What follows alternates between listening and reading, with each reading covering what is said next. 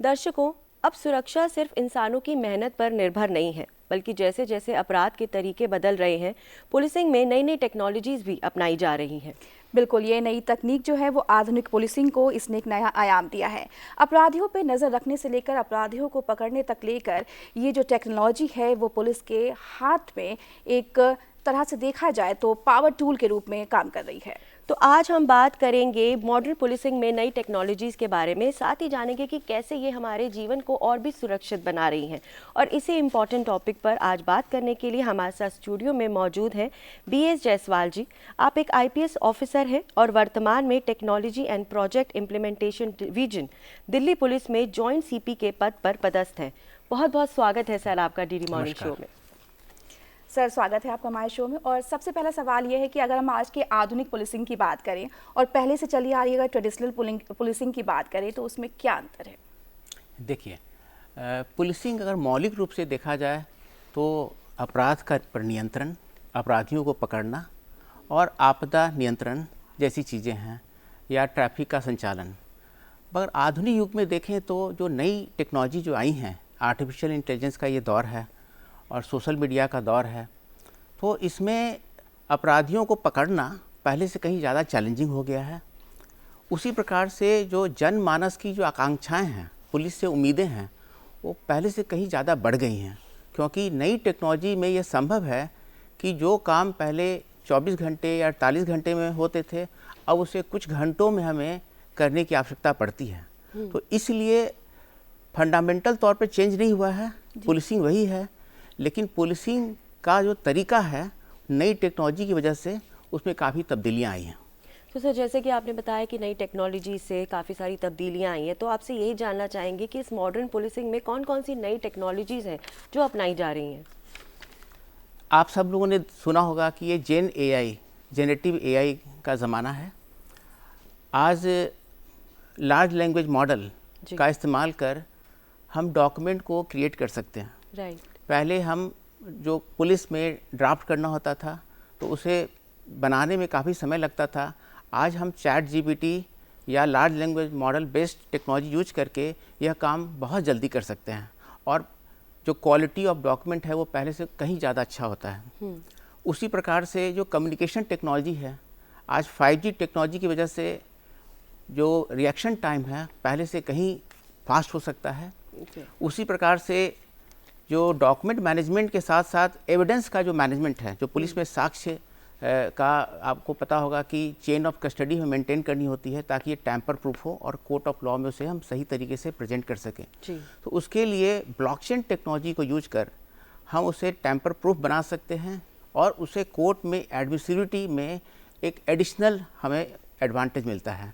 तो ऐसी कई सारी टेक्नोलॉजी आ गई हैं जो कि आज हमें पुलिसिंग में मदद कर रही हैं।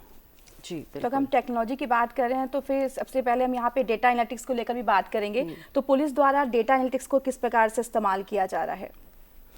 आपको ये जान करके अचरज होगा कि प्री इंडिपेंडेंस पीरियड में भी हम लोगों ने डेटाबेस मैनेजमेंट सिस्टम का एक प्रिकर्सर ढूंढ लिया था, क्योंकि पुलिसिंग मौलिक रूप से इंफॉर्मेशन प्रोसेसिंग यूनिट है, विभाग है, जहाँ पे अपराध और अपराधियों से संबंधित जानकारी बहुत त्वरित रूप से डिसेमिनेट करने की ज़रूरत पड़ती है, ताकि उस पर अपराधियों पर नकेल कसी जा सके। कंप्यूटर युग आने के बाद और AI युग आने पर अब यह काम बहुत तीव्रता के साथ किया जाता है। विगत 3 से 5 सालों में जो क्राइम्स हुए हैं, जो अपराध हुए हैं, जो अपराधियों की जो जानकारी हमें मिली है, उनका सही ढंग से विश्लेषण कर AI का प्रयोग कर हम भविष्य में अपराध कहाँ और कब और किस तरह का हो सकता है उसका बहुत ही सटीक आकलन कर सकते हैं, और वो हमें मददगार होता है अपराध पे नियंत्रण करने में।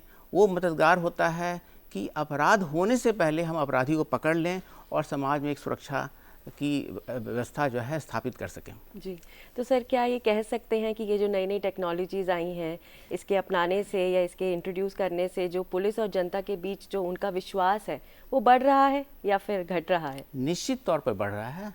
जनता की आकांक्षाएं बढ़ी हैं और उन आकांक्षाओं के बढ़ने से हमें इन टेक्नोलॉजी का सही तरीके से इस्तेमाल कर और ज़्यादा निपुणता के साथ अपना कार्य संपादन करना होता है। उदाहरण के तौर पर आप सब ने देखा होगा कि बॉडी वर्न कैमरास जो हमारे पुलिस अधिकारी, पुलिस के स्टाफ जो हमारे फील्ड में होते हैं वो उसका इस्तेमाल करते हैं। उससे उनका जो कंडक्ट है वो चूँकि रिकॉर्ड हो जाता है तो वो और भी ज़्यादा संजीदगी के साथ अपना कार्य निष्पादन करते हैं। उसी प्रकार से जैसे एविडेंस मैनेजमेंट सिस्टम मैंने बताया कि ब्लॉकचेन टेक्नोलॉजी पे बेस्ड है, तो इस टेक्नोलॉजी में कहीं भी गुंजाइश नहीं है कि कोई किसी अपने कार्य में किसी तरह की कोई कोताही बरते, क्योंकि वो सारा कुछ ब्लॉकचेन टेक्नोलॉजी पे दर्ज हो जाता है। पेपरलेस फाइल सिस्टम हमारे यहाँ है, ई ऑफिस है, जिसमें सेकंड में जो फाइल का निष्पादन जब होता है तो वो सेकंड तक वो मेजरमेंट में आ चुका होता है, बाद में उसको कोई चेंज नहीं कर सकता। केस डायरी हमारी रियल टाइम में जनरेट होती है।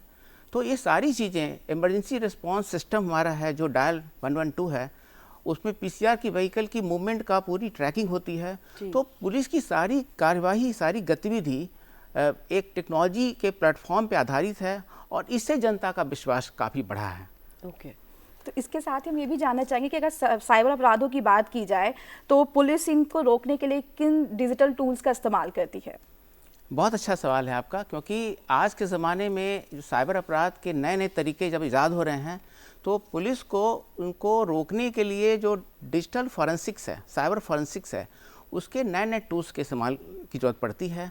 उदाहरण के तौर पे अगर डीप फेक का आप सबने नाम सुना होगा, तो डीप फेक जो कि एक गलत तरीके से, नए तरीके से एक मीडिया को क्रिएट करने की टेक्नोलॉजी है। ऐसा वीडियो क्रिएट किया जा सकता है जो रियल ज़िंदगी में जो एग्जिस्ट नहीं करती। किसी व्यक्ति के लिए ये काफ़ी ज़्यादा अपमानजनक हो सकता है, कि नुकसानदेह हो सकता है। तो किस प्रकार से उस वीडियो को हम टेक्नोलॉजी की मदद से डिटेक्ट कर सकें, इसके लिए भी एंटी डीप फेक टेक्नोलॉजी है। उसी प्रकार से क्रिप्टो में जब काम होता है तो कैसे वॉलेट को एनालाइज किया जा सके, कैसे क्रिप्टो में जो ट्रांजैक्शंस हुए हैं उनको आइडेंटिफाई किया जा सके, ये सारी टेक्नोलॉजी बहुत मॉडर्न टेक्नोलॉजी है और इसके लिए हमारे पास एडवांस टूल्स अवेलेबल हैं।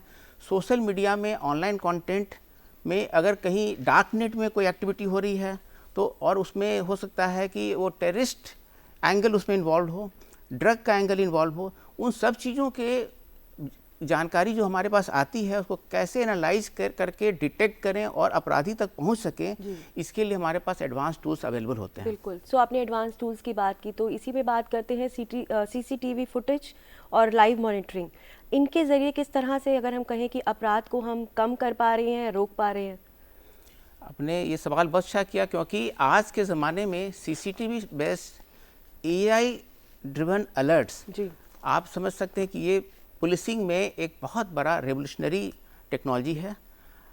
इस टेक्नोलॉजी के माध्यम से जैसे डायल 112 में एक ह्यूमन कॉलर हमें इन्फॉर्म करता है कि कहीं पे या अपराध होने वाला है या हो चुका है और पुलिस को उस पर कार्रवाई करनी है, यहाँ पे एआई ड्रिवन सिस्टम में एआई सीसीटीवी फुटेज में जो कंटेंट है, जो वीडियो है, उसको एनालाइज करके रियल टाइम में वो अलर्ट जनरेट करता है और हमें वो गोल्डन मिनट्स मिल जाते हैं, बच जाते हैं, जब हम अपराध होने से पहले अपराधी को पकड़ लें और अपराध करने से रोक लें।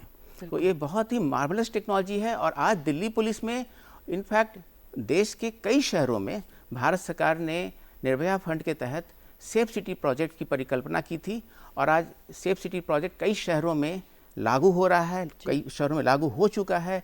दिल्ली पुलिस में हम लोगों ने 25,000 कैमराज को इंटीग्रेट करके और AI driven real time video analytics इस्तेमाल कर अपराधियों को पकड़ने के लिए हमारी पीसीआर व्हीकल समय से पहले पहुंच जाती है और उसे क्राइम को, अपराध को पहले से रोक लेती है।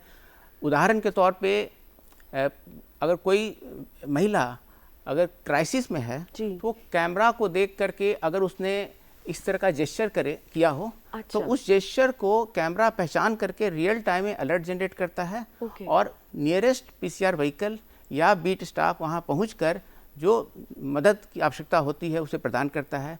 ऐसे कई सारे यूज केसेज हैं और उन यूज केसेज पे करीब दर्जनों यूज केसेज हैं जिस पे हम लोग काम कर रहे हैं और बहुत जल्द इन यूज केसेज के साथ हम सुरक्षा का एक नया लेयर दिल्ली में स्थापित कर रहे हैं, जिससे कि लोगों को एक सुकून मिले, लोगों को एक सेंस ऑफ सिक्योरिटी की भावना स्थापित हो। बिल्कुल, जैसा आप बता रहे कि मॉडर्न पुलिसिंग की बात करें तो टेक्नोलॉजी काफ़ी अपग्रेड हो चुकी है, तो इसके साथ ही हम जानना चाहेंगे कि अगर तकनीक पुलिस अधिकारियों की बात की जाए तो इनको जो ट्रेनिंग दी जाती है उसमें भी क्या बदलाव किया जा रहा है? बिल्कुल, जैसे जैसे साइंस एंड टेक्नोलॉजी में विकास होता जा रहा है, तो हमारी पुलिस प्रशिक्षण में भी हम लोग नए टेक्नोलॉजी को अडॉप्ट कर रहे हैं। उदाहरण के तौर पर जैसे हमने LLM की बात की, लार्ज लैंग्वेज मॉडल, तो आजकल हम जेन AI बेस्ड टेक्नोलॉजी यूज कर अपने पुलिस अधिकारियों को, हमारे अपने स्टाफ को रियल टाइम AI ड्रिवन एक तरह का असिस्टेंट हम प्रोवाइड कर रहे हैं, जो उनके ट्रेनिंग के न्यूएंसेस को बहुत ही क्लैरिटी के साथ उन्हें बता सके।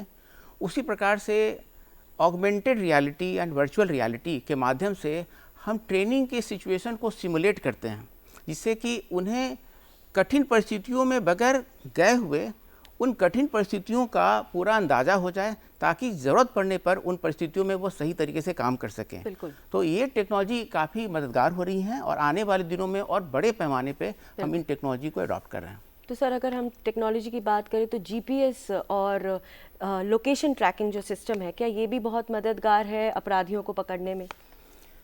आपने बहुत अच्छा सवाल किया, क्योंकि हमारा जो इमरजेंसी रिस्पांस सपोर्ट सिस्टम है ERSS, जी, जिसे हम लोग डायल 112 के नाम से भी जानते हैं, तो इसमें जो हमारे पास पुलिस फ्लीट जो हमारी पास है, PCR की जो व्हीकल्स हैं, हज़ारों की संख्या में हैं, वो उन सभी गाड़ियों में व्हीकल ट्रैकिंग सिस्टम इंस्टॉल्ड है। ओके। जो हमारे पुलिस स्टाफ के पास जो मोबाइल डेटा टर्मिनल, उन सभी के हाथ में एक मोबाइल डेटा टर्मिनल होता है, उसमें भी GPS इंस्टॉल्ड है। तो हमें अपने सारे असेट्स का पूरा अंदाज़ा होता है, जो हम डैशबोर्ड पे देख सकते हैं। तो अगर कहीं पे कोई अपराध होता है, तो हम पुलिस की जो PCR व्हीकल्स हैं, हमारे जो स्टाफ हैं, उन सब की मूवमेंट को हम ट्रैक कर बहुत त्वरित रूप से फौरी कार्रवाई हम कर पाते हैं। इसके अलावा अपराधियों को पकड़ने में जो GPS टेक्नोलॉजी है, जो मोबाइल में GPS है, उस डेटा का भी हम इस्तेमाल करते हैं, और ये सब मिल करके ये इंश्योर करता है कि जो जियो स्पेशियल है, कि स्पेस और टाइम दोनों एस्पेक्ट को हम प्रॉपर्ली कवर करते हुए पुलिसिंग में उसे हम शामिल कर पाते हैं। ओके, बिल्कुल। तो इसके साथ हम ये भी जानना चाहेंगे कि पुलिस स्टेशंस की बात की जाए तो वहाँ पे कौन सी टेक्नोलॉजीज़ का इस्तेमाल किया जा रहा है? आजकल पुलिस स्टेशन के लेवल पे कई सारी टेक्नोलॉजीज़ अवेलेबल हैं। सबसे इम्पॉर्टेंट जो टेक्नोलॉजी हम लोग यूज़ कर रहे हैं वो डेटाबेस मैनेजमेंट सिस्टम हमारा है, जिसका नाम है crime criminal tracking network system. ये pan India police database system है, जिसमें कि 15,000 से भी ज़्यादा पुलिस स्टेशंस और सब डिवीज़न ऑफिस और डिस्ट्रिक्ट ऑफिस सारे कनेक्टेड हैं। रियल टाइम में FIR जनरेट होता है। पैन इंडिया रियल टाइम आप सर्च कर सकते हैं। इसी प्रकार से क्रिमिनल जस्टिस सिस्टम के जो 5 ऑर्गन्स हैं, पुलिसिंग, प्रोसिक्यूशन, प्रिजन, फॉरेंसिक्स और प्रिजन, ये पांचों ऑर्गन्स आपस में कनेक्टेड हैं ICJS, inter operable criminal justice system. इस मैसिव डेटाबेस जो कि NCRB भारत सरकार की ओर से बनाया गया है, इसमें पैन इंडिया लेवल पे एक क्रॉस वर्टिकल्स आप सर्च कर सकते हैं और क्राइम और क्रिमिनल एक्टिविटी पे आप क्लोज टैब रख सकते हैं। तो ये बहुत ही मददगार टेक्नोलॉजी है। ओके, तो सर, ये जो मोबाइल ऐप्स और हेल्पलाइन टेक्नोलॉजीज़ हैं, ये आम नागरिकों की सुरक्षा में किस तरह से सहायक है? मोबाइल ऐप में आजकल हम लोगों ने दिल्ली पुलिस में एक तत्पर ऐप है, हमने लोगों को प्रोवाइड किया हुआ है। उसी प्रकार से जो डायल 112 है, वो भी एक ऐप के माध्यम से लोगों के पास उपलब्ध है। ओके। जो सिटीजन सेंट्रिक सर्विसेज हैं, उनको भी हमने ऐप के माध्यम से लोगों को उपलब्ध करा रखा है। जो पुलिस क्लियरेंस सर्टिफिकेट है, वो भी एक ऐप के माध्यम से। तो इस ऐप के माध्यम से संभव होता है कि लोग कंटिन्यूसली पुलिस की जो सर्विसेज हैं उससे टच में रहते हैं और वो सीमलेस तरीके से लोगों को सुविधाएं मिल पाती हैं। एक और चीज़ का मैं जिक्र करना चाहूँगा कि जो ऐप्स जो सारे हैं, सारे ऐप्स को एक डैशबोर्ड पे रखा गया है, और जैसे लाइसेंसिंग की सर्विसेज हैं तो वो भी एक डैशबोर्ड पे है, और जो डायल 112 है उसको मोबाइल के थ्रू भी आप एक्सेस कर सकते हैं, वेबसाइट से भी एक्सेस कर सकते हैं।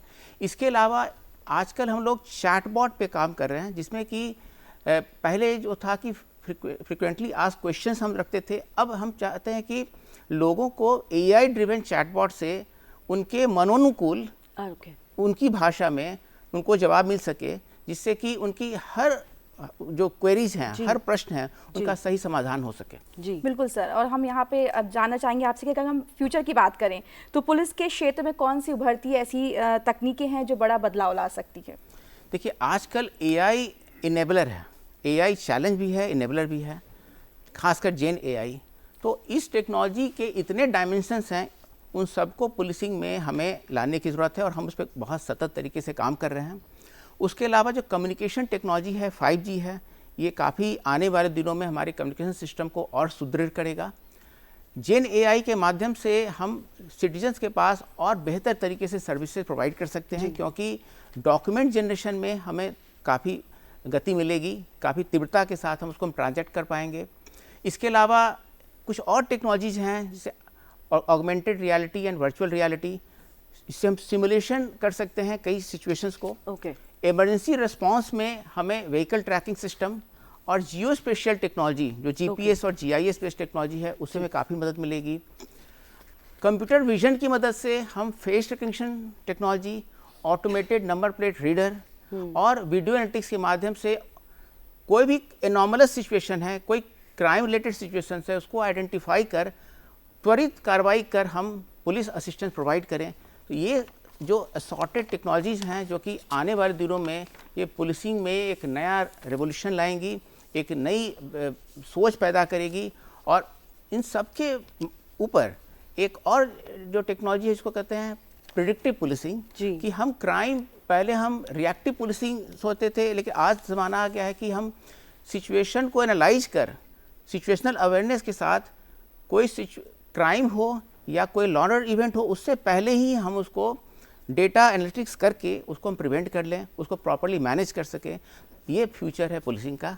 और मुझे लगता है कि आने वाले दिनों में टेक्नोलॉजी और रिसर्च, जो टेक्नोलॉजी के डोमेन में भी है और सोशल साइंसेज, क्रिमिनोलॉजी, उन सब का अगर समन्वय हो तो पुलिसिंग बहुत ही एफिशिएंट हो सकती है और हम इस पर सतत कार्य कर रहे हैं। बिल्कुल ठीक कहा सर आपने। तो दर्शकों, आज मॉडर्न पुलिसिंग में नई टेक्नोलॉजीज़ पर हमारे साथ जानकारी साझा कर रहे थे दिल्ली पुलिस के technology and project implementation division में पदस्थ जॉइंट CP BS जायसवाल जी। आप एक IPS ऑफिसर हैं। आपका बहुत बहुत धन्यवाद सर, आज DD मॉर्निंग शो में आने के लिए और इतनी इंपॉर्टेंट इन्फॉर्मेशन हमारे साथ साझा करने के लिए। Thank you so much sir. Thank you so much.